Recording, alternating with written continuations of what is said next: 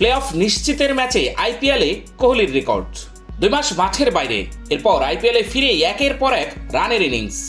তবুও strike rate নিয়ে সমালোচনা, সব ছাপিয়ে নিজস্ব মেজাজেই এগিয়ে চলছেন বিরাট কোহলি। চলতি আসরের সর্বোচ্চ রান সংগ্রাহক গতকাল নিজের দলকে প্লে অফে তুলেছেন, আর এদিন রয়্যাল চ্যালেঞ্জার্স বেঙ্গালুরুর এই তারকা একটি রেকর্ডও গড়েছেন। ঘরের মাঠে চিন্নাস্বামীতে 3000 রানের মাইলফলক পূরণ করেছেন কোহলি। চেন্নাই সুপার কিংসের বিপক্ষে গতকালের ম্যাচটি ছিল বেঙ্গালুরুর জন্য বাঁচা মরার লড়াই। শুধু জিতলেই হতো না, ব্যবধান রাখতে হতো ন্যূনতম 17 রানের। সেই সমীকরণ তো মিলিয়েছেই, আরো বড় ব্যবধানেই জিতে প্লে অফে পা রেখেছেন কোহলি। আইপিএলের লিগ পর্বের শেষ ম্যাচ খেলতে নেমে 29 বলে 47 রানের ইনিংস খেলেছেন কোহলি।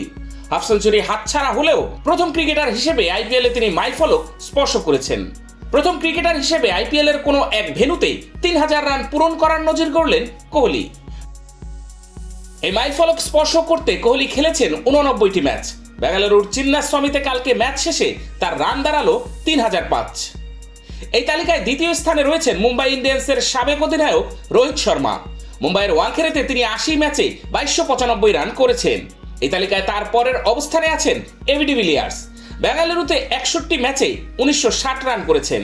ডেভিড ওয়ার্নার হায়দ্রাবাদে 32 ম্যাচে 1623 রান করেছেন ও ক্রিস গেইল বেঙ্গালুরুতে 45 ম্যাচে 1561 রান করেছেন। কোহলি যেভাবে চলতি আসরে দুর্দান্ত ব্যাট করে চলেছেন, তার এই নজির গড়া ছিল সময়ের ব্যাপার।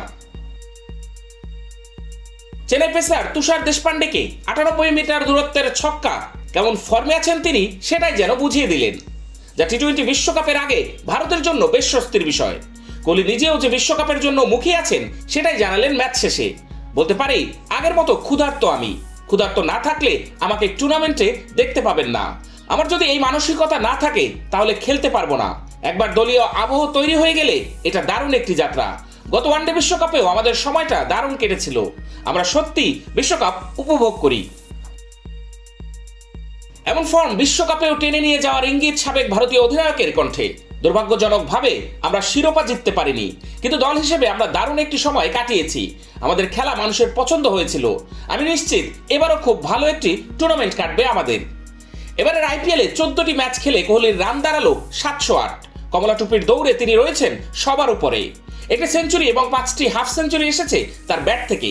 64.36 গড় এবং 155.60 স্ট্রাইক রেটে ব্যাট করেছেন। এছাড়া টি-20 বিশ্বকাপেও এখন পর্যন্ত কোহলির পারফরমেন্স দারুণ। 27 ম্যাচে তার 1141 রান, ব্যাটিং গড় 81.50, স্ট্রাইক রেট 131.30, 50 করেছেন 14টি।